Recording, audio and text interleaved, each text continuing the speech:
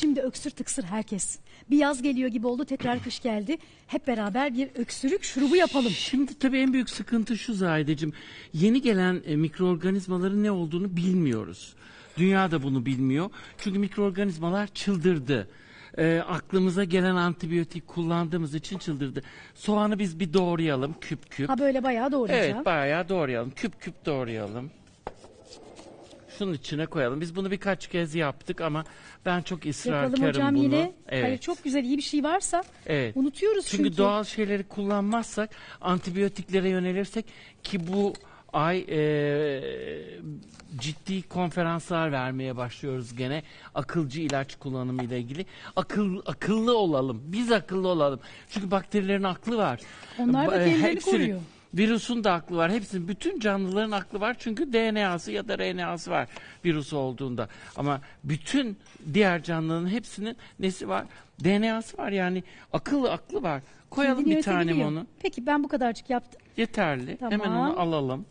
Şu tahta kaşık yardım nasıl yapalım? Ben şöyle alayım hemen hocam onu. Tamam. Bunu kimler kullansın? Bu öksürmeye başladığımız zaman öksürük kesici, ama öncelikle tabii biz bunu söylüyoruz ama hekimimizle konuştuktan sonra, ilaçlarımız netleştikten sonra bu yardımcı bir üründür. Kalkıp da biz bunu doktora gitmeden aman ben öksüreyim keseyim diye bunu kullanmak çok akıl kârı değil. Şimdi bunu alalım. Bunun içine sarımsakları ezer misin hayatım bıçağın sırtıyla? Ezmem mi hocam? Şöyle bastıra bastıra. Doğal öksürük şurubu yapıyoruz. Evet. Evde yapabileceğiniz.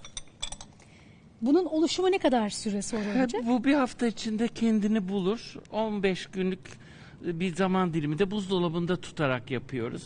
Öyle atalım. Böyle ezdim Evet, içine evet, atıyorum. evet. İçinde ne var? Minik minik doğradığım soğanlar var. Ezdiğim sarımsaklar var. Ben soğanın kabuğunu yıkıyorum. Burada çocuklar atmış. Kabuğunu, Sarı sarımsağı kısmını. direkt bıyıklarını, o kökleri hariç onu kesip kabuklarıyla ezip koyuyorum. Çünkü orada da antibiyotik etkisi gösteren yapılar var. Ha, biz de öyle yaparız. Tabii. Aklınızda olsun. Şimdi bir şey alalım. Bir kaşık, yani bir tatlı kaşığı kadar. Gene acı pul biber. Tatlı istemiyoruz, acı. Şu acı pul biberin bak. Onları da her kırıp çeşidi atalım nasıl mı hayat? güzel, nasıl güzel. Atalım hadi, Bunları gel sen. değerlendirin. Atalım içine. Ay, Abdurrahman Keskiner. Al Yazmalım'ı izlediniz değil mi? Al Yazmalım muhteşem bir. İşte onun yapımcısı Abdurrahman Keskiner. En yakın dostlarımdan biri. Bana sağ olsun hiç üşenmez, Adanalıdır. Osman Bey'den her zaman acı biberimi getirir. Fakat Ne onda güzel. yediğimi başka bir yerde bulamıyorum. Öyle ama işte Çok o. teşekkür ediyorum Apo kardeşime. Yeter hayatım. Peki. Bunu abartmayayım. alalım. Bu ne? Tarçın. Tarçınımız bir, bak görecekler ölçüyü. Evet. Bu kadar mı? Tabii Doğru mu? tabii yeterli. Zencefil de veriyorum. Tarçın, zencefil, doğal öksürük şurubu Evet. yapıyoruz çoluğa, çocuğa ve bize. Zencefil de koydum. Bir kaşık balı bırakalım içine. Şöyle aldım. Güzel, çok güzel. Özlendireceğiz. Bir tane de limonu sıktık. Taze limon.